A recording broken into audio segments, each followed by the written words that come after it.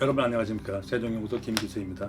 오늘은 지금 이 페이퍼에 대한 설명을 드리는데요. 이게 올해 초에 논문으로 발표된 겁니다. 이게. 그래서 제목이 중국 경제 발전의 정치적인 제약, 권력 집중의 경제적 효과에 대한 역사적 고찰 이렇게 돼 있죠. 그러니까 중국이 상당히 경제적으로 발전을 했죠. 그런데 지금 현재 정치 체제 가지고 과연 이걸 끌고 갈 수 있겠는가? 그럼 지금 현재 정치 체제는 경제 발전을 위한 좋은 디딤돌 역할을 하는가 아니면 제약적인 요소로 작용하는가? 거기에 대한 이제 우리 설명입니다.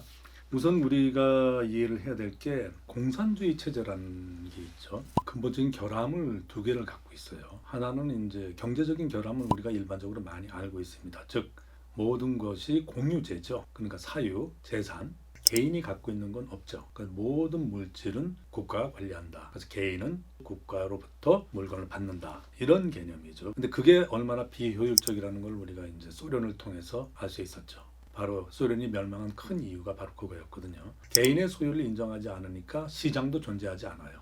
거래도 할 수가 없어요. 근데 그게 바로 비효율적으로 상황을 악화시키면서 소련이 멸망하게 되죠. 그런데 이제 일반적으로 간과하는 게 있는데 또 하나의 치명적인 결함을 가지고 있어요. 이 공산주의가. 칼 막스의 다스 카피탈이라고 있죠. 자본론서부터 이제 이게 시작이 됐는데 초기 공산주의 국가 철학자도 어느 저술에도 정치 체제에 대한 얘기가 없어요. 그러니까 경제는 공유제로 가지고 가는데 여기에 만든 정치 체제는 어떤 것이어야 되는가에 대한 언급이 없어요. 이게 바로 소련이 처음 국가를 만들면서 골치가 아팠던 부분이 바로 이건데, 그래서 소련 건국의 아버지들 브라드미르 레닌, 트로츠키 이런 사람들이죠. 그런 사람들이 이제 새로 생각해낼 수밖에 없어요. 그걸 민주 집중제라고 이제 만들어놨는데, 말은 민주주의지만 그 민주 집중제가 민주국가들처럼 자유로운 1인 1표가 행사하는 자유로운 투표에 의해서 권력이 결정되지는 않았어요. 그게 이제 바로 공산주의 국가들이 안고 있는 문제였죠. 그건 무슨 얘기냐면은 전국 대의원을 뽑는 거, 그다음 거기에서 정치국 위원, 정치국 상무위원, 공산당 서기장 이런 식으로 위로 올라가면서 뽑혀지는데, 그 뽑히는 게 이 자유주의 진영처럼 자유로운 선거에서 뽑힌 건 아닙니다. 그러다가 이게 제도가 실행이 되니까 독재 권력이 될 수밖에 없어요. 그러니까 소련 초기 때 블라디미르 레닌 공산당 서기장이 가지고 있던 권력이 과거 러시아 황제들 권력보다 앞섰다는 거거든요. 그러니까 이런 문제가 발생이 됩니다. 두 번째 문제는 바로 그 권력을 제대로 다루지 못하니까 무슨 문제가 생기냐면, 레닌이 죽자마자 엄청나게 이제 권력 투쟁이 벌어지죠. 그러니까 권력이 어떻게 승계되는가에 대한 원칙 자체를 결여하고 있었기 때문에 피비린내 나는 권력 싸움이 벌어집니다. 바로 이게 공산주의가 갖고 있던 가장 큰 문제점이었는데, 제가 이걸 말씀드리는 건 중국에서도 똑같은 현상이 벌어집니다. 그러니까 모태 통치하에 중국에서 뭐 권력 투쟁이 벌어진 게 어마어마하죠. 그러니까 심지어는 그 막강하다는 모택동 주석조차도 주석자를 내놓은 적이 있어요. 권력 투쟁에 밀려가지고. 그래서 다시 그걸 찾기 위해서 문화대혁명이라는 어마어마한 혁명 작업을 하고 권력 투쟁을 다시 벌리죠. 이 가운데서 어마어마한 사람이 희생이 되죠.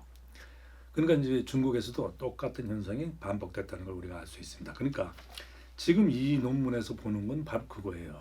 그 이후로 1978년도서부터죠. 중국이 개혁 개방으로 나섭니다. 등소평이 집권하면서 개혁 개방, 그러니까 우리가 경제적인 개혁 개방이죠. 그러니까 중국 경제가 대외적으로 개방이 되고, 그 다음에 시장 권리가 상당 부분 수입이 되고, 아울러 개인이 자기의 이익을 추구하는 게 어느 정도는 보장되는 획기적인 변화가 있습니다.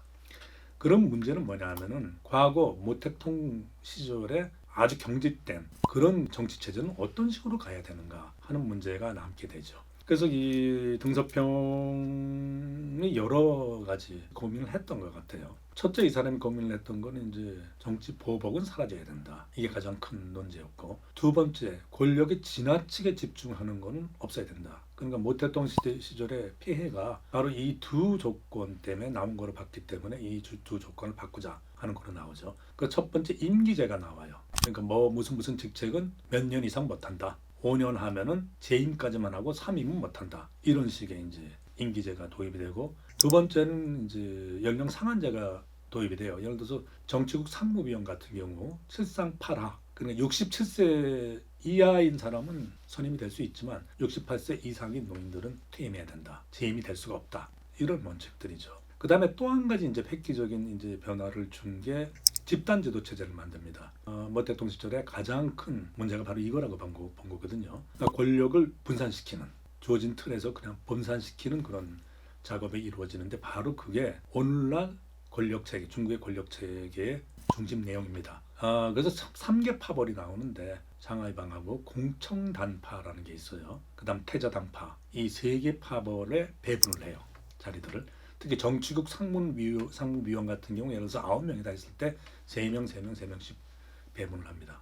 그 다음에 또 한 가지는 이제 이 권력 승계의 원칙에 있어서 격대 지정이라는 그런 표현을 쓰는데 무슨 얘기냐면 요 다음 이제 주석이요. 주석은 현재 주석이 임명을 못해요. 그러니까 현재 주석은 그 다음 주석을 임명하고 이 주석 하나씩 걸러서 임명한다는 격대 지정의 원칙까지 나옵니다. 이 모든 것이 뭐를 의미하냐면 권력의 자의적인 행사를 그래도 막아보자. 두 번째는 권력이 생겨될 때 피비린내 나는 권력 투쟁을 피해보자. 세 번째는 한 사람한테 권력이 너무 집중되거나 오래 권력에 앉아있는 그런 현상을 배제해보자. 이 3개의 원칙에 따라서 중국의 권력 구도가 만들어집니다. 근데 문제는 뭐냐면 과연 이 권력 구도가 갈 수 있냐는 거죠. 근데 등소평이 살아생전에는 이게 유지되는 것처럼 보였지만 이게 등소평이 죽고 난 다음에 일정 기간 지난 다음엔 이게 붕괴되기 시작해요. 그러니까 무슨 얘기냐면 아주 간단히 말씀드리면은 이렇게 정교하게 짜인 것 같아도 세 파벌에 의해서 권력을 분점시켰다 그랬잖아요. 이 균형이 무너지기 시작합니다.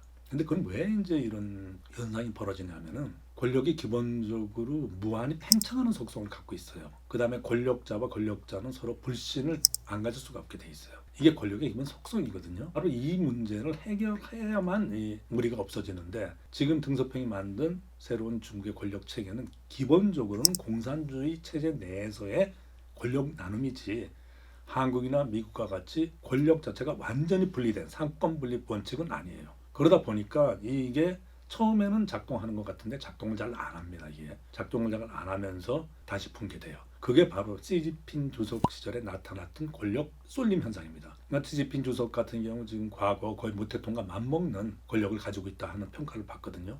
그 와중에 이제 반대파벌, 특히 샹하이방 쪽이죠. 그쪽에 많은 수청이 이루어졌습니다. 그 다음에 공청단파에도 매세가 가해졌고 이런 식으로 한 사람한테 다시 집중되는 결과가 초래되기 시작했죠. 이제 결론적으로 과연 그런 이제 정치 시스템이 중국이 경제 발전을 상당히 했는데 중국의 경제 체제와 어울리는가? 어울리질 않습니다. 왜냐하면 경제가 고도화되고 발전될수록 권력은 경제로부터 떨어져 나와야 돼요. 그러면 경제에 대한 권력의 간섭이 최소화돼야 됩니다.